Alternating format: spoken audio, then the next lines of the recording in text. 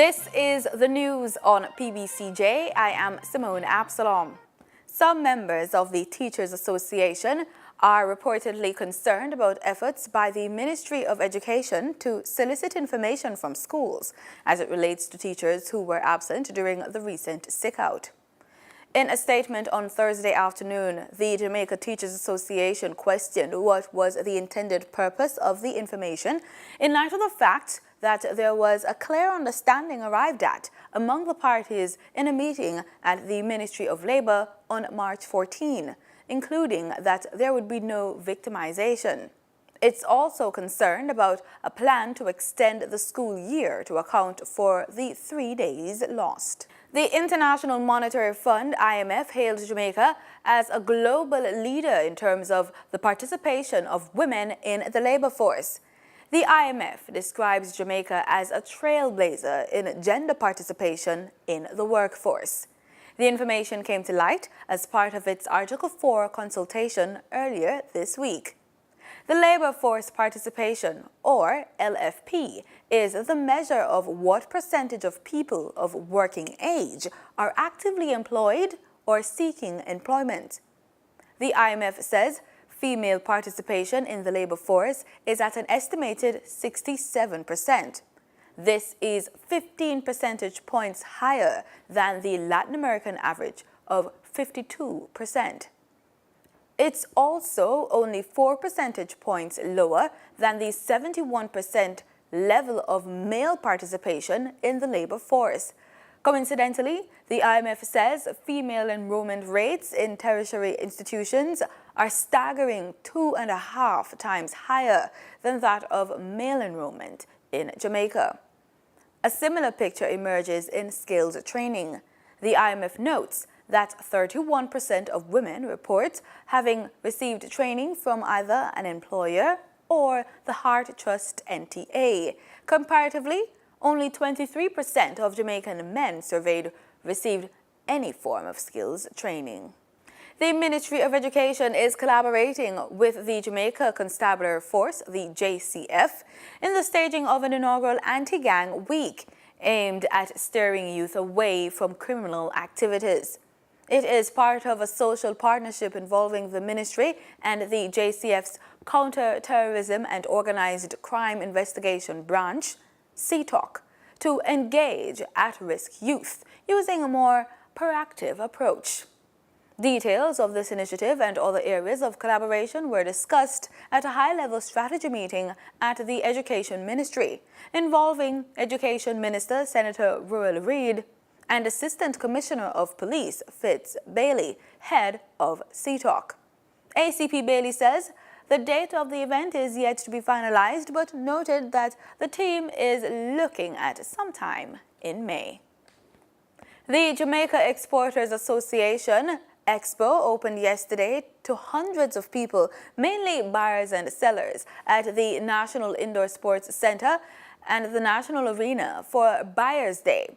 The local industries and international industries are expected to showcase more than 2,000 products during this year's 46th Expo Jamaica Trade Show. Minister of Agriculture and Fisheries Audley Shaw addressed the opening ceremony. So, ladies and gentlemen, I think we all can agree that big things are going on in manufacturing and agribusiness in Jamaica. What I've seen, I have to tell you, I'm inspired by it. You know what is happening in Jamaica? We have major companies that are leading the way now in moving not just from import substitution, they are now leading the way into export and production for export. And I urge them now to carry on this program of mothering not just our small farmers, but embrace our small manufacturers. The biennial event is being jointly staged by the Jamaica Manufacturers Association and the Jamaica Exporters Association, in collaboration with Jamaica Promotions Corporation, JAMPRO. It's being held under the theme, Advancing Breakthroughs. The more than 400 businesses will highlight the showcasing of national GEMS, that is the Jamaica Emerging Manufacturers and Services Village, with breakthrough products, manufacturers, technology, and buyers. The expo runs through to Sunday evening. In regional news, Miguel Diaz-Canel has been sworn in as Cuba's new president, replacing Raul Castro, who took over from his ailing brother Fidel in 2006. It is the first time since the revolution back in 1959 that a Castro is not at the helm of the government. Mr. Diaz-Canel has been serving as vice president for the past 5 years. We have more in this report.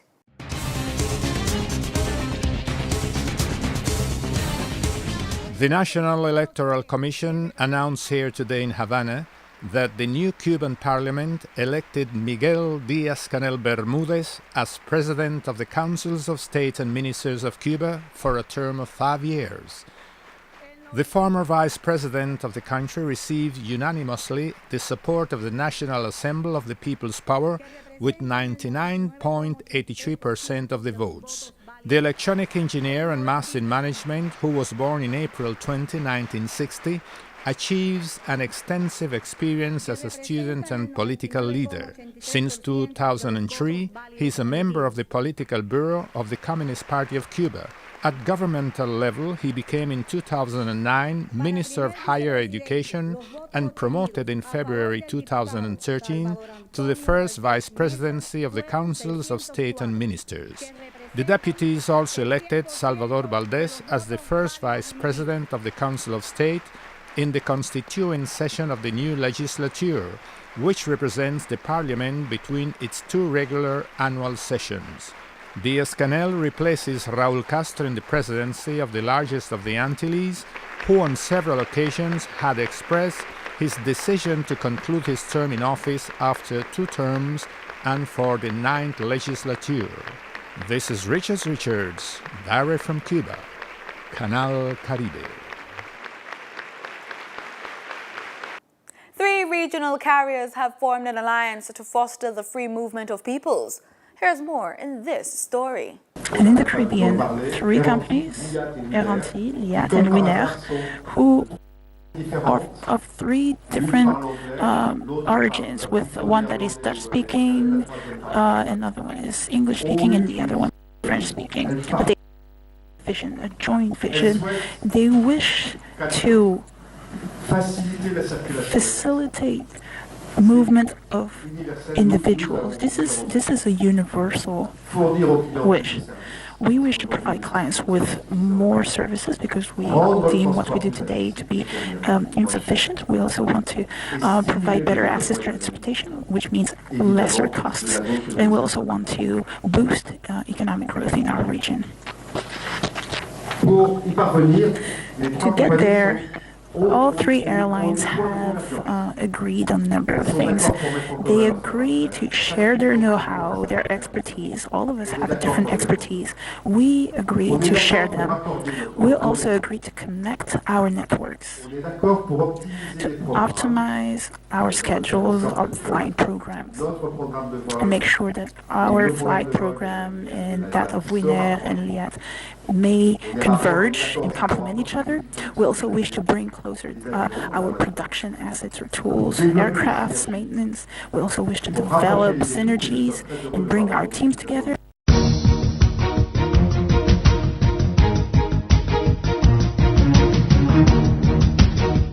In sports, World Sprint Hurdles record holder Aries Merritt of the United States and Rio Olympics 400 meters champion Shanae Miller-Uibo of the Bahamas headlined the list of the international stars confirmed so far for the 3rd staging of the JN Racers Grand Prix set for Saturday, June 9 at the National Stadium.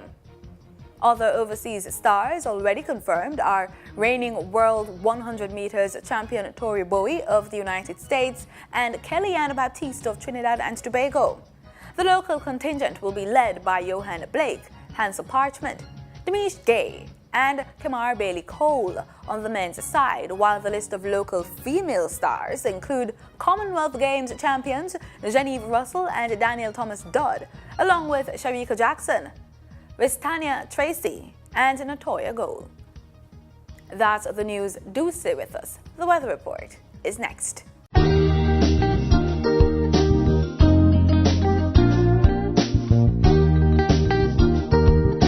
This is PBCJ's weather report. Thanks so much for staying with us. Let's start as usual with our local currents.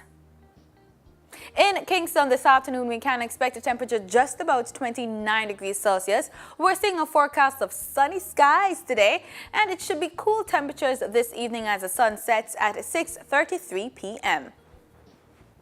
Over there in Montego Bay, St. James, the temperature today will be between 23 and 29 degrees Celsius. We're seeing a forecast of some cloudy conditions, but it should be predominantly sunny throughout the day. We're seeing cloudy conditions forecast for this evening as well, and we're seeing a temperature at just about 7 degrees Celsius for most areas in St. James this evening. Let's take a look at what could be happening across the island today. Temperatures between 29 and 32 degrees, so it's going to be pretty warm out. And there is a system affecting the island because we're seeing cloudy conditions across most parishes for the day, and we can also expect rainfall over there in Portland. And we're also seeing a possibility of rainfall in the Grill as well. Let's take a look at what could be happening tonight. We're seeing lower temperatures between 22 and 24 degrees Celsius. We're also seeing a forecast of scattered showers across several parishes. We're seeing a possibility of rainfall over there in St. Elizabeth, in Hanover, over there in St. Anne and Portland. We're also seeing a forecast of possible showers in St. Thomas as well. Tomorrow, though, we can expect temperatures between 28 and 32 degrees, so it's going to be pretty warm out. But if you're leaving your house on the weekend, please pack and dress accordingly because we could be getting some rainfall across the island. In our regional forecast, we're looking at the weekend, temperatures between 27 and 32 degrees Celsius for the Caribbean. We're also expecting rainfall in the eastern end and the central parts of the Caribbean as well. Let's look further afield to the United States. On your screen, we're looking at Los Angeles, Miami, New York, and Atlanta. Sunny skies across these areas with warm temperatures at high 29 and 31 degrees Celsius, but we could go as low as 2 degrees Celsius over there in New York. And that's it for the weather report. Thanks so much for making it PBCJ. Remember, we are the People's Station.